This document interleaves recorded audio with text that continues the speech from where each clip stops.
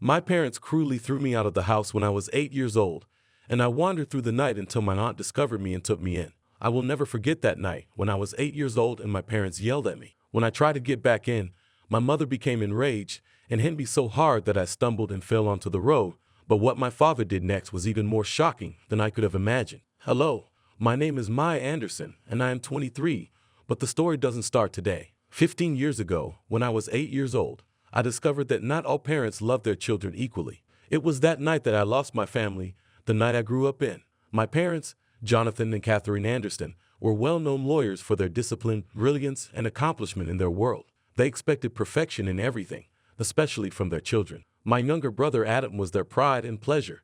He was brilliant, engaging, and naturally talented. Every time he accomplished something, our parents showered him with love, praise, and attention. He was the golden child, and I was just the extra one they weren't sure what to do with. We lived in a house that looked more like a museum than a home, and everything was shiny, expensive, and flawless, except for me. I spent my childhood chasing their approval, convinced that if I worked hard enough, if I tried my hardest, they would eventually notice me and love me in the same way that they loved Adam. However, nothing I accomplished was ever satisfactory because no matter how hard I worked, I was never good enough. If I received a B on an exam, my parents would stare at me as if I had personally embarrassed them. If Adam received an A, they would celebrate. If I needed help with my homework, they asked me to do it myself. If Adam needed help, they hired the best tutor money could buy. Things changed when I was 8 years old. That night, they decided that I didn't belong to their lovely family, and even though I had just returned from school with my backpack weighing heavily on my shoulders, the weight in my chest was much heavier. That day, I took a significant math test, and despite my best efforts, I only received a C+. In the end, I understood what that meant because as soon as I entered the house, I could hear their voices loudly in the living room because I had just returned home. My hands clutched my test paper, and I stayed motionless, listening to my mother's sharp words, each one piercing the air like a knife. We've given her every chance, and she still fails us. My father's voice was colder than before, and I felt my breath catch as they talked about me once more. Shek was lazy, and no matter how hard we tried, she never rose to the occasion. She was not the kind of child we could be proud of. Tears filled my eyes, blinding my vision, but I tried. I'd done everything I could and worked harder than ever, but it wasn't enough. Then, after supper, my parents called me into the living room. My father sat on the couch with his arms crossed over his chest, and my mother stood next to him with an unreadable expression. Adam was nowhere to be found. He never had to witness these events. Mia, we've talked about this. My father said in a tone that was calculated and dispassionate. You aren't meeting our expectations, and quite frankly, we are tired of trying. I thought I had misheard her, but she did. I tried to fix you, but my mother didn't hesitate. She said bluntly, if you can't live up to what we expect, then maybe you don't belong here. My breath got stuck in my throat, and my hands trembled by my sides. Where will I go? I said, barely above a whisper. My father sighed, unfazed by my anxiety. Figure it out. Something inside of me broke, and I begged, my voice faltering as tears streamed down my cheeks. I walked closer, hoping for a hint of warmth or hesitation, but she punched me. It happened so quickly that I barely had time to react. Time to react. Her punch struck my cheek, sending a ripple of agony through my skull. My head snapped to the side, and for a moment, I nearly fell to the ground. The entire globe went silent. My heart hammered in my ears. My skin burned where she had struck me, and the sting went deep into my bones. I held my cheek and trembled as I felt the painful swollen skin. I looked up at her, tears in my eyes, grief and betrayal etched on my face. But my mother did not even flinch. Instead, she demanded in a tone that was harsh and decisive. I looked to my father for some kind of protest, a sign that he disagreed with what had just happened.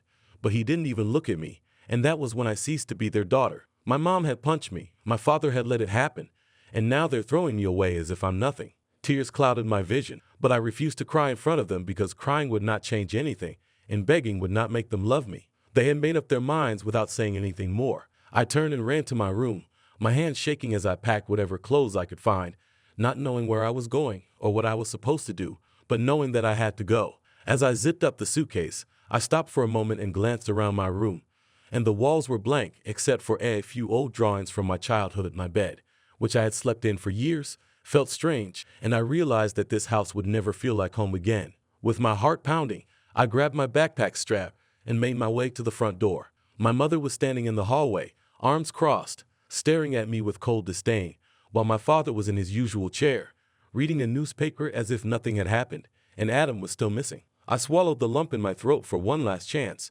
Perhaps if I looked at them long enough, they would notice the sadness in my eyes and change their minds. Did my mother not grab the doorknob and swing it open? I went outside, clutching my bag, and the cool night air sent shivers down my spine. My feet felt heavy as I descended the stairs, and my mind pleaded with me to turn around and do anything to make them want me. The door slammed shut behind me. I felt alone as I walked through the streets of Seattle, and a sense of dread sank in my chest. The streetlights flickered above me, casting sweeping shadows across the pavement. The sound of distant traffic, laughter from nearby homes, and the occasional dog barking all contributed to my sense of isolation. I had no idea where I was going, no plan, and only the clothes on my back, a swollen cheek, and a heart that seemed torn into pieces as I wandered aimlessly for hours, exhaustion creeping into my bones, the cold wind clawing at my skin, and the hunger in my stomach serving as a harsh reminder that I hadn't eaten since dinner. Then I heard a familiar voice, and I stood in the dark light of a street lamp, arms wrapped around myself in a desperate attempt to stay warm, my feet hurting from walking, my stomach twisted from hunger, and the sting of my mother's hit lingered on my cheek. I felt completely lost. The streets of Seattle stretched out before me, foreign and unwelcome, and I had nowhere to go and no idea what to do next. My parents, however, had clarified it that I was no longer my parents, was no longer a part of their lives. And then, in the midst of my grief, I heard a voice called Mia. I froze, my breath caught, and the voice was warm, familiar, and full of concern. I turned around with my heart pounding and saw a woman standing a few steps away. It was Mary, my aunt, and for a minute I couldn't move, not sure if I was hallucinating or if my tired mind was playing a cruel joke on me. As she approached, her eyes scanned my face, taking in my injured cheek and the bag slung over my shoulder, and I realized this was true. "Oh my God, Mia, what are you doing out here?" she asked, and I opened my mouth to answer, but the words would not come. Could I explain what had happened to her? How could I tell her that my mother had punched me, that my father had seen it and said nothing, that they had thrown me away like trash? Mary must have sensed the pain in my eyes, because before I could say anything, she came up and gave me the first proper hug I had received in years. The warmth of her embrace stirred something deep inside of me. I had been fighting back tears, refusing to show my parents how deeply they had hurt me. But as soon as Mary's arms wrapped around me, I shattered, and the SOB slipped from my lips. Then another, and before I knew it, I was crying wildly into her shoulder. She said nothing. She just held me while I sobbed and eventually fell apart. She gently stroked my face, her fingertips stroking my injured cheek, her eyes darkening with anger. Her tone was stern, and I paused, but I couldn't deny it was my mom. I said quietly, "Did someone hurt you?" And they asked me to leave. Mary took a deep breath, her jaw clenching for a minute, as if she wanted to march straight to their house and give them a piece of her mind. Instead, she took a deep breath and gently exhaled, as if forcing herself to stay calm. "Come with me," she said, her tone softer. "Now you're safe, Mia. I promise." Mary held my hand, and for the first time that night, I felt less alone. My legs hurt, and my body was tired from walking all the time, but for the first time since leaving that place, I felt safe. When she unlocked the door and ushered me into her apartment, a tiny but charming place tucked away in a quiet part of town, I felt a sense of warmth that I had never experienced in my own home. Warm blankets were spread out on the couch, family portraits were on the walls, and there was a subtle scent of vanilla candles in the air. Mary gently urged me to sit down, sweetheart, and directed me to the kitchen table. I obeyed, but my body was too tired to argue, so I watched her go about the kitchen making a bowl of soup and pouring me a drink of water, asked me 100 questions, but she didn't demand answers. She just took care of me. She put the bowl in front of me, and I paused. My mother had never done this before. Not when I was sick, not when I was upset, and I never ate. She spoke softly, and then we talked. My first bite of soup made me feel better from the inside out. I didn't realize how hungry I was until I started eating and finished the entire bowl in a matter of minutes. Mary sat across from me, studying me carefully. She then replied, folding her hands together, telling me everything. I gulped hard, my gaze slipping to the table, and she said, "Where do I even start? Failure, disappointment." Mary's face clouded, but she didn't interrupt. I explained that I had received a C+ on a math test today, and that was the last straw. They said that I wasn't worth the effort anymore. My mom's fingers touched my injured cheek, and the memory was still fresh, but she hit me. They asked me to leave, and when I finally looked up, Mary's face was furious. "I always knew your parents were cruel," she continued, her voice shaking, "but this is unforgivable." Mary stretched across the table and squeezed my hand, listening to I spent my entire life trying to prove myself to my parents. But as I sat in Mary's cozy kitchen, I realized that I didn't have to prove anything to them.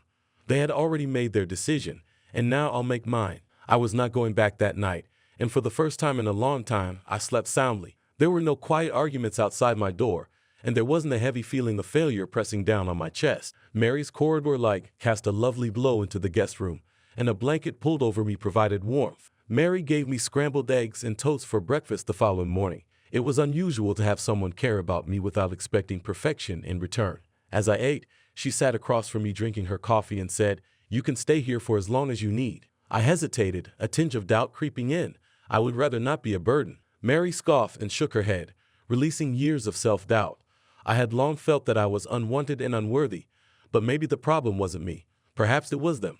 With Mary's assistance, I started to rebuild my life. At first, it was challenging because I still cringed at loud voices and felt like I had to prove myself to everyone around me. But Mary never let me forget my potential. Mom told me every day that I was smart, Mia, and that I could do anything I set my mind to. I studied harder than ever because I wanted to prove to myself that I was capable, not because I wanted to win their approval, but because I wanted to show myself that I was capable. Gradually, I started to excel in school and gain confidence in my abilities. Meanwhile, my brother Adam stayed inside the house, still trapped by our parents' crushing expectations. I hardly spoke to him during those first few years, but I was worried about him. Escaped, but he was still stuck. One evening, while I was sitting on the couch going through my schoolwork, my heart nearly stopped when I saw Adam's name on the screen. "Hello, could we talk?" I stared at the message, fingers hanging above the keyboard. Part of me wanted to ignore it, to move on from that time in my life and never look back, but another part of me knew that everything was understood and that Adam was reaching out to me for a reason. I took a deep breath, Mia, and realized that the text would mark the start of something unexpected, a change that would change everything. I briefly wondered why he had never contacted me before, not when I was struggling to live up to our parents' unreasonable expectation, not when I was expelled, and not in the years that followed. But I quickly replied, "Yes, we can talk about what's going on."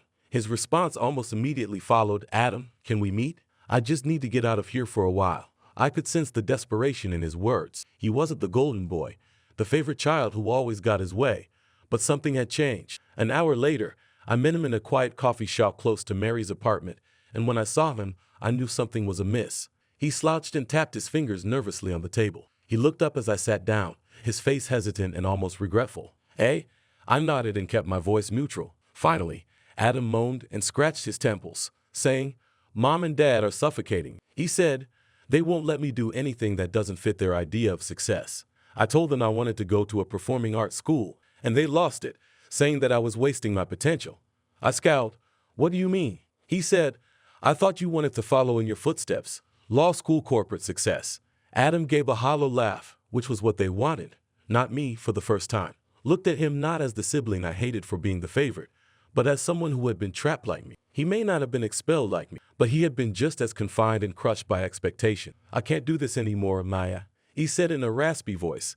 "I would rather not wake up every day feeling like I have to be perfect just to be worthy of their approval." I understood that feeling better than anyone else. I took a deep breath, and then I stopped hesitating. Adam looked up at me with confusion in his weary eyes, and I said firmly, "If you don't want the life they're forcing on you, then leave and start over. You have a choice." Said, "I still live under their roof. They pay for everything, including school clothes and food. If I leave, I have nothing." I sank back in my chair and thought about his remarks. He was right. It was easier for me because Mary had taken me in and given me another chance. Adam had no one else but me. I looked him in the eyes, and he blinked, taken aback by what I meant when I said, "If you really want to leave, then leave. I'll help you figure things out the same way Mary helped me." Adam swallowed hard, his hands curling into fists against the table for a short time. He said nothing, then nodded. "Okay." And then everything changed for years. The tension in the air the night Adam left our parents' house was almost unbearable. But unlike me, he could choose to leave. He had packed a single bag, just like I had done years earlier. But unlike me, he was not being thrown out. Instead, he was finally gaining control of his life. Mary and I waited for him outside in her car, which was parked a few homes away from our boyhood home. My stomach was tight with anxiety, knowing that our parents would not let him leave without a fight. But Adam was determined. He had spent years as their ideal son, their golden child, and now for the first time, he was selecting himself. The front door opened 15 minutes later, and Adam stepped out onto the porch. Mom and Dad were just behind him. Even from a distance, I could see the rage in their faces. Mary tightened her grip on the steering wheel. "Are you sure Hewen's ready for this?" She wondered. I breathed slowly. He has to be. Adam strode down the stairs, his motions rigid and strained. My father stood at the doorway, arms crossed, face twisted with barely restrained rage. "If you leave now, you will not come back," my father cautioned. Adam paused. I could practically feel his internal struggle. Years of training, years of being the preferred son, the one they shaped to their liking. Leaving meant losing up all of that, but then he took another stride. "Forwards, then I won't return." My mother laughed bitterly, saying, "You're making a mistake, Adam. You're nothing without us." I felt my nails dig into my palms as she said, "I'd heard those exact words before, designed to rob us of our confidence and make us believe we were powerless without them." Adam didn't back down, though. He went back to them for one last time. "No, Mom, I was nothing with you," he said. "And then you walked towards us, Mary." He accelerated as soon as he got into the car, pushing away from the curb. I turned to Adam, expecting him to show some sort of remorse, but instead he sighed with relief, because for the first time in his life, he was free that night. Mary's guest room had become my safe haven. I thought that my family was irreparably broken, and that I would never have a sister who truly understood what I had gone through. But as I sat with Adam and watched his confidence start to recover, I noticed something. Maybe we weren't broken. We were just breaking free. The days that followed seemed strange. Adam. Years ago, he was quiet while processing everything. But as we sat at the kitchen table, something about him felt lighter. "I should have done this sooner," he said, staring at his hands. I gave him a small smile. Was finally out of his parents' control, but he was still adjusting to his new circumstances. At first, he was quiet and reserved, but I could see the real him coming out. He played his guitar more, something he had to give up because of our parents' strict prohibitions, and he started talking again about music school, songwriting, and finally doing something for himself instead of for them. It was strange to see him without the burden of their expectations on him, but it was great that we were sitting on Mary's small balcony and taking in the city lights when Adam turned to me. "Do you ever think about them?" he asked hesitantly, and I breathed. Adam nodded as I looked down at the mug's rim, where I used to confess for years that I wanted them to regret what they had done and to come find me and ask for forgiveness. Now I don't care anymore, and I intended it. I had spent so much of my youth and adolescence needing something from them that they would never give me: love, approval, or an apology. But the truth was that I didn't need it anymore. I was better off without them. Adam remained silent for a while before nodding, and I think I'm getting there too. As the months went by, I felt the weight of the past slowly fading into the night air. Myself and my studies resolved to make something of my life, not for them, but for myself. Adam began writing and recording music with a newfound freedom for the first time. We were creating lives we truly desired, and then one day Mary approached us with an idea that would change everything. We were sitting in the living room, laughing at one of Adam's stupid song lyrics when she gave us a thoughtful look. "What if we did something with all of this?" she was asking. Adam lifted his eyebrow. "With my music number, with everything we've been through," she clarified. "You both know what it feels like to be rejected, to be told you're not enough. What if we created a place for kids who feel the same way?" I frowned. "What do you mean?" Mary leaned forward with excitement in her eyes. "A community center is a place where children and teenagers who feel lost, abandoned, or under pressure from their families can come and just be themselves. There are no expectations or judgments, just support." For the idea that has settled in my chest like a spark waiting to ignite. I thought back to the child I used to be, the child who longed for affection, a safe haven, and someone to tell her she was enough. I imagined what it would have been like if such a place had existed back then. Adam sat up taller. "We could have art classes, music programs, tutoring, and art classes. To make our suffering meaningful, we were finally going to construct the house we never had." Months later, our idea, which we named the Anderson Community Center after ourselves rather than our parents, began to take shape. We started with a small space, raised money, and built something out of nothing so that kids could follow their passions without fear of rejection or pressure. Every time I entered, I felt a strong sense of purpose. This was what I was meant to do, not to prove myself to my parents or win their favor. However, just when I thought I had moved on, it came calling. It happened on a calm afternoon while I was going over schedules. My stomach turned when my phone rang because I hadn't seen this number in years. I almost didn't answer, but then my curiosity got the better of me. "Hello," said a clear, familiar voice, and I froze. My mother. It had been years since I'd heard her voice, but the sound of it made my chest tighten. "We need to talk," she said, and I clenched my jaw. "Enough with the attitude, Leah. We've been patient enough, but this little act of rebellion has gone on long enough." Did she really believe I had established a whole new life only to spite her? I asked plainly. "Your father and I have been thinking about the future." Seized the edge of the desk at home as if they hadn't thrown me out like trash, as if she hadn't punched me in the face and told me I was worthless. "You're getting older, Maya," she continued. "You need stability and a real career. That community center nonsense isn't going to sustain you forever." My heart was racing, and she hadn't changed at all. I took a deep breath and spoke calmly. I wanted to make it clear to you, Mother, that you are not my family. You stopped being my family the day you hit me and threw me out into the streets." Her stillness at the other end was deafening, but I persisted in my voice. "I used to dream about this moment when you realized you were mistaken, but now I realize you haven't changed at all. And I don't mean you're on the day of the community center's grand opening. I stood with Mary and Adam admiring the space we had created together, a place for kids like us who have been rejected, abandoned, or made to feel inadequate. I heard a sudden intake of breath, and I said, 'Mia, be reasonable.' 'No, you are reasonable.' Her voice became sharp, and I said, 'I am never coming back to you. I am never letting you have control over me again. You don't get to decide my future. I do, and I choose to live without you.' I smiled, but she couldn't see it. 'I regret ever wanting your love in the first place.' That was the moment I realized I was free. With a faint smile on his face, he thought, 'Mom and Dad would hate this.'